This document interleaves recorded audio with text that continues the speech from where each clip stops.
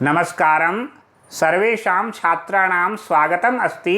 अद्य वयं स्नातकद्वितीयवर्षस्य कक्षायाः अन्तर्गते अभिज्ञानशाकुन्तलं नाटकं पठिष्यामः। नमस्कार विद्यार्थियों, पिछले वीडियो में हमने प्रथम अंक के कुछ श्लोकों को पूर्ण किया था। आज हम अगले श्लोकों की ओर अग्रसर हो रहे हैं। राजा जो है वृक्ष सेचन का कार्य करते हुए शकुंतला को जब देखते हैं तो उन्हें ज्ञात होता है कि शकुंतला बहुत अधिक इस कार्य से थकी हुई है। तो राजा कहता, हे भद्रे वृक्ष सेचनाद एव परिक्रांता अतत्र भवती लक्ष्ये।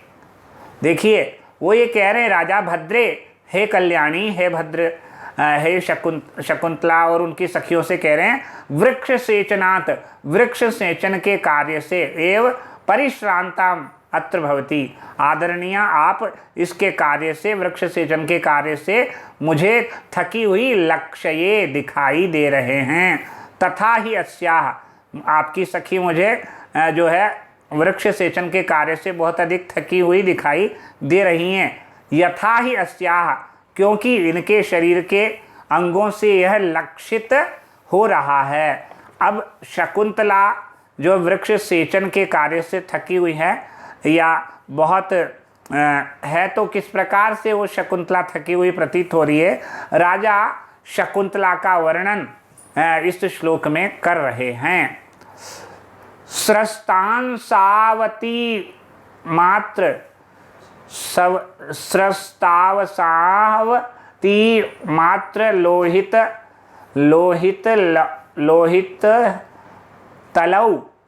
तलौ बाहु घटोत्क्षेपणाद्यापि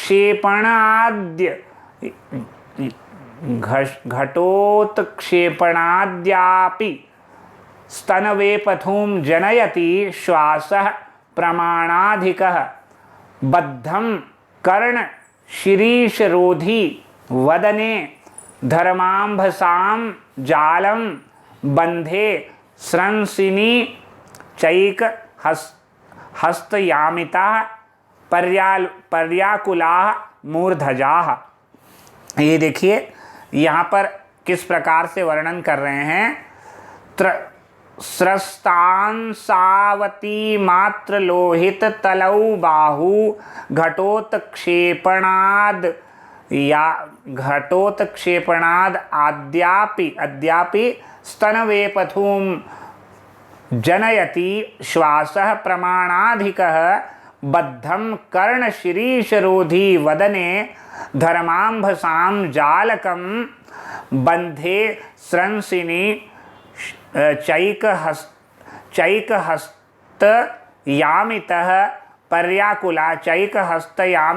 पर्याकुलाः मूर्धजाः।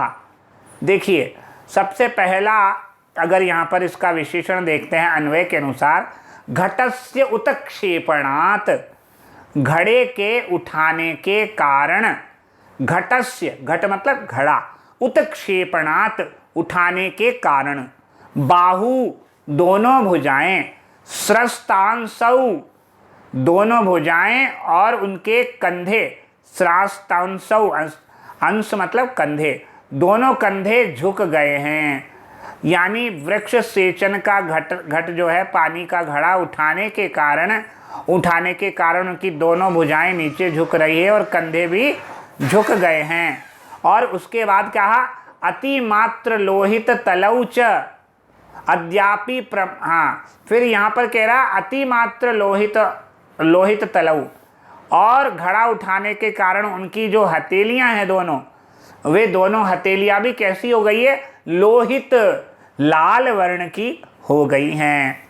अद्यापि प्रमाणाधिकः श्वासः स्तनवेपथुं जनयति, और इस समय प्रमाणाधिकः अपने शरीर से अधिक, अपनी क्षमता से अधिक, श्वासः सांसों के चलने के कारण, स्तनवेपथुं अति जनयतः शरीर का जो अग्रभाग है वक्षस्थल, वह कंपन, उसमें कंपन उत्पन्न हो रहा है। जब हम जल्दी जल्दी सांस लेते तो हमारा शरीर जो है वो, हमारे शरीर का से सांस जो है जल्दी जल्दी आने लगती है, जो हमारा शरीर ऊपर ऐसे आगे पीछे होने लगता है। जब हम ज़्यादा सांस गहराई से सांस लेते हैं, बहुत थक जाते हैं और हमारा सांस फूलने लगता है, तब ये हमारे शरीर में कंपन होने लगता है। तो इसीलिए इन्होंने कहा सबसे पहले घटस्य उत्क्षेपणात् बाहु स्रष्टांसौ, यानी घड़े के उठाने के कारण उनकी भुजाएं और दोनों कंधे झुक गए हैं। अतिमात्र लोहित तलऊ, और घड़े के उठाने के घर्षण के कारण उनकी दोनों हथेलियां एकदम रक्त वर्ण की हो गई है। रक्त वर्ण यानी लोहित मतलब रक्त, यानी लाल वर्ण की हो गई है। और प्रमाणाधिक श्वास है, और श्वास जो है प्रमाण से अधिक, मात्रा से अधिक उनका प्रश्वास चल रहा है। प्रश्वास यानी सांसों की गति बहुत तीव्र होने के कारण जो उनका स्तन वेपथुमति जनयति, इसका मतलब उनका वक्षस्थल जो है कंपन उत्पन्न कर रहा है तेज तेज सांसों के लेने के कारण। अगला कहा तीसरी विशेषता, कर्ण शीरीष रोधी धर्मांबसाम जालकम वदने बद्धम, और जो शरीर है उसके जो उनके शरीर के जो कानों के अग्रभाग में, जो कानों में उन्होंने क्या लगा रखा, शीरीष के पुष्प धारण कर रखे। कर्णभूषण के रूप में उन्होंने कानों में शीरीष के पुष्पों को धारण कर रखा है। उनसे क्या होता है, कान में लगे हुए जो शीरीष को रोकने वाले, जो स्थिर करने वाली जो है स्वेद बिंदु जालकम, पसीने की जो बूंदें हैं वो जल की बूंदों की तरह मुख पर आ गिरी हैं, जुट गई हैं। कहने का मतलब यह है, शीरीष के पुष्पों को उन्होंने अपने कर्णाभूषण के रूप में कानों में लगा रखा है, जिसके कारण अधिक परिश्रम करने से जो पसीने की बूंदें उनके फूलों से और कानों से होते हुए मुखमंडल पर आ रही है पसीने की बूंदें, और पसीने की बूंदों से क्या हो रहा है, उनके जो कर्णफूल हैं वो गिर नहीं पा रहे हैं और वहीं पर चिपक गए हैं कानों पर। और आगे क्या है, अगली विशेषता उन्होंने एक और बताई है अंतिम, और वो बताया है कि एक हाथों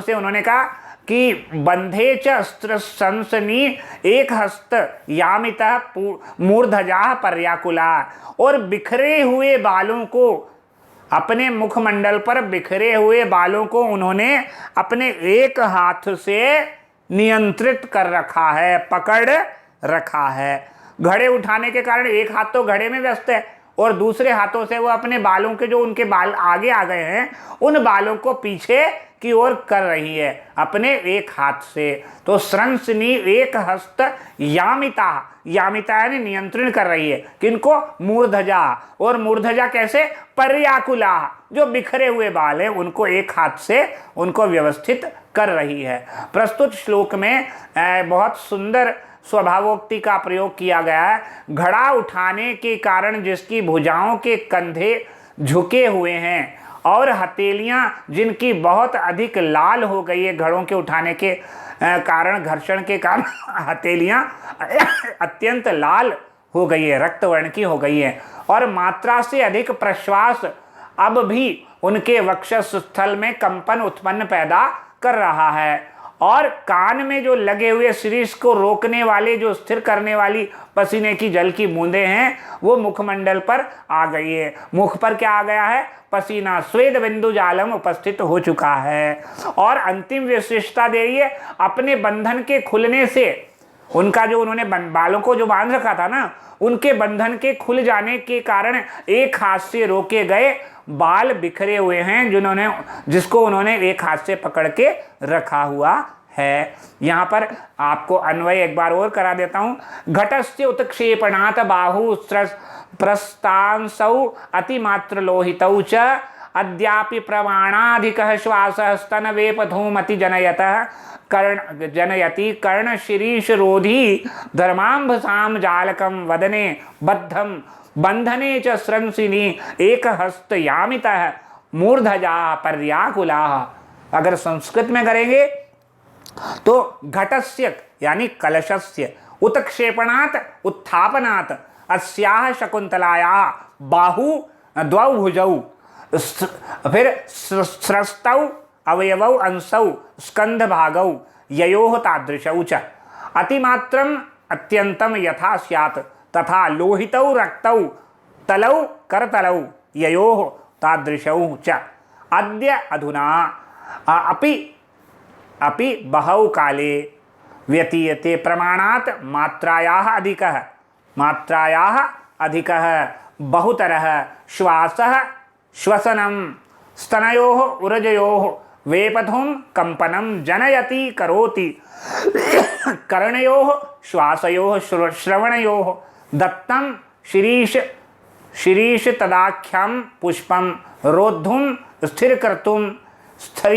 स्थिरीकर्तुं और शीलम अस्य इति कर्ण शिरीषरोधी धर्मांभसां स्वेद जालस्य जालकं बिंदु समूह रूपं बद्धं समवेतं बद्धे स्वबंधे च स्रंसिनी गलति सति एकेन असहायेन हस्तेन करणेन वमिताः नियंत्रिताः मूर्धजाः केशाः पर्याकुलाः विकीर्णाः। हिंदी में अगर समझेंगे तो भारी चीज़ यानी भारी वस्तु हाथ में लेने से कंधे झुके झुके से प्रतीत होते हैं।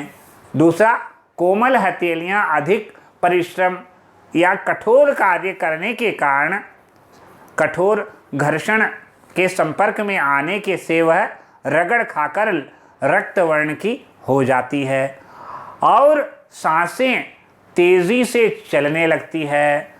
परिश्रम करने का जो विशेष अभ्यासी नहीं होता उसे ये कष्ट झेलने पड़ते हैं। श्रम से पसीना निकल आता है, इससे कानों में लगे शीरीष के फूल जो झुके से होते हैं चिपक जाते हैं, झुमके से प्रतीत होते हैं, वो कानों को चिपक जाते हैं। हिलने डुलने से बाल खुल जाते हैं, जिन्हें एक हाथ में घड़ा होने से सामान्यतः दूसरे हाथ से ही संभाल कर पीछे किया जाता है, यानी पकड़ के नियंत्रित किया जाता है। पर वे फिर भी क्या होते हैं, हिलने से मुखमंडल के बिल्कुल सामने की ओर मुंह पर बिखर जाते हैं। थकान का बहुत स्वाभाविक वर्णन कालिदास जी ने सुंदर शब्दों में यहाँ पर उपस्थित किया है। ये आपको मेरी द्वारा बताई गई बातों से ये स्पष्ट हो ही गया होगा। शकुंतला की हथेली स्वाभाविक रूप से थी, जो गोरी और सुकुमार कोमल कन्याओं की होती है। अतिमात्र कहकर यहाँ बताया गया है कि बहुत कठोर कार्य करने के कारण उनकी हथेलियाँ लाल हो गई, लाल तो थी ही और अधिक लाल हो गई है। जालक का अर्थ यहाँ समूह से है, ठीक है। अब स्वस्थ यहाँ पर है स्रस्तांश, जिसके कंधे झुके हुए हैं, स्कंध भुजौ। आगे इसमें लिखा है अतिमात्र लोहितौ, जिसमें हथेली अत्यंत लाल हो गई है। तल यानी हथेली। फिर आगे यहाँ पर एक शब्द आता है, तल बोलते हैं या करतल भी बोलते हैं, जो कि हाथ के नीचे वाला भाग होता है, इसलिए उसको करतल शब्द के हथेली के अर्थ में प्रयुक्त है ये शब्द। आगे यहाँ पर अलंकार की बात अगर करते हैं तो यहाँ पर उत्प्रेक्षा की गई है, उत्प्रेक्षा। अच्छा, कुछ अलंकार हैं वो बाद में। उत्क्षेपण एक शब्द है, उत्क्षेपण यानी ऊपर की ओर उठाना। उत उपसर्ग है, क्षिप धातु है और ल्युट प्रत्यय उठाना। वेपथु यानी कंपन, प्रमाण मात्रा स्वाभाविक स्थिति। बद्ध यानी गोल बनाई गई। रोधी रोकने वाला। धर्मांभस यानी पसीना। जालक यानी समूह, ये मैंने पहले ही बता दिया। स्रंसी यानी खुलने वाला। यमित जिसको नियंत्रित कर लिया गया है, बाल। पर्याकुल यानी बिखरा हुआ। अच्छा, स्रस्त स्रंस प्लस कत, उत्क्षेपण उदुपसर्ग और क्षिप धातु और ल्युट प्रत्यय। वेपथु वेप प्लस अथुच, श्वास श्वस और घय। प्रमाण प्र उपसर्ग मा धातु ल्युट प्रत्यय। बद्ध बद धातु कत प्रत्यय, शीरीष रोधी, शीरीष रुध प्लस ऋणिनी, वदन वद प्लस ल्युट करणे, जालक जाल प्लस कन, बद्ध बध प्लस घय, स्रंसी स्रंस प्लस ऋणिनी, यमिता यमिता यम प्लस ऋणिच प्लस कत, स्रस्तौ अंसौ ययोः तौ स्रस्तांसौ बहुव्रीहि, अतिगता मात्रा यस्मिन् तत् यथा स्यात् तथा अतिमात्रं बहुव्रीहि, अतिमात्रं लोहितौ सहसुपा, तलौ ययोः तलौ लोहित तलौ बहुव्रीहि, घटस्य उत्क्षेपणात् घटोत्क्षेपणात् षष्ठी तत्पुरुष। आगे प्रमाणाधिकः पंचमी तत्पुरुष, कर्णयोः षष्ठी तत्पुरुष, कर्णनेत्रं वा शाक पार्थिवौ, शीरीष यानी कर्ण शीरीषम, तन तस्न रोधी, तस्य रोधी, कर्ण शीरीष रोधी, षष्ठी तत्पुरुष। धर्मस्य तत्पुरुष आगे यहाँ पर है, एक शब्द और आ रहा है, धर्मांभसाम, धर्मांभसाम एकः च असौ हस्तः कर्मधारे तेन यामिताः हस्तयामिताः, तृतीया तत्पुरुष है। यहाँ पर एक छंद और अलंकार की बात कर लेते हैं, फिर इस श्लोक को पूर्ण कर देंगे। प्रस्तुत श्लोक में शार्दूल विक्रीडित छंद का प्रयोग किया गया है। कौन सा श्लोक छंद है? शार्दूल विक्रीडित। शार्दूल का मतलब होता है सिंह और विक्रीडित खेलना, यानी शेर का खेलना। शार्दूल विक्रीडित, शार्दूल का मतलब सिंह है, ये ध्यान रखिएगा। अच्छा, शार्दूल विक्रीडित छंद के विषय में मैं आपको बताता हूँ।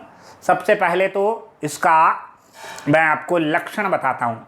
सूर्याश्वैर यदि महसजौस ततगाः शार्दूल विक्रीडितम्, सूर्याश्वैर यदि महसजौस ततगाः शार्दूल विक्रीडितम्। शार्दूल विक्रीडित छंद के प्रत्येक चरण में 19 वर्ण होते हैं, जो क्रमशः मगण सगण, जगण सगण, तगण तगण और एक गुरु वर्ण के क्रम से 19 हो गए।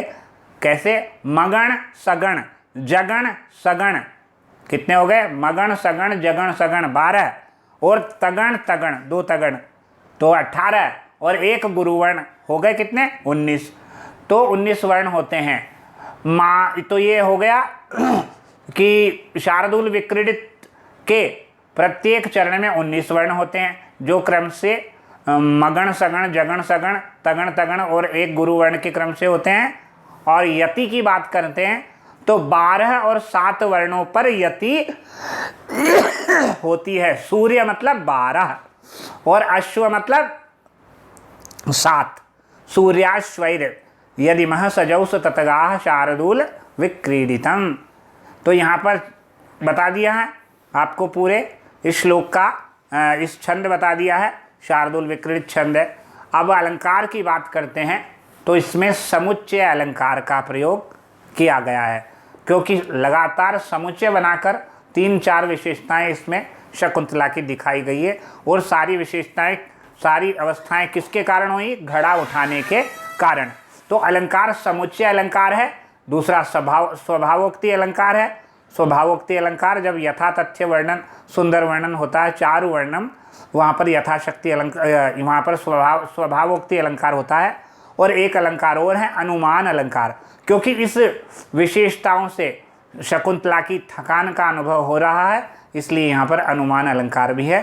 समुच्चय, स्वभावोक्ति और अनुमान अलंकार है, और शार्दूल विक्रीडित नामक छंद है। तो यह श्लोक यहाँ पर पूर्ण हो गया है। अगले वीडियो में हम अगला श्लोक प्रारंभ करेंगे। तब तक के लिए यहीं विराम देते हैं। नमस्कार, धन्यवाद।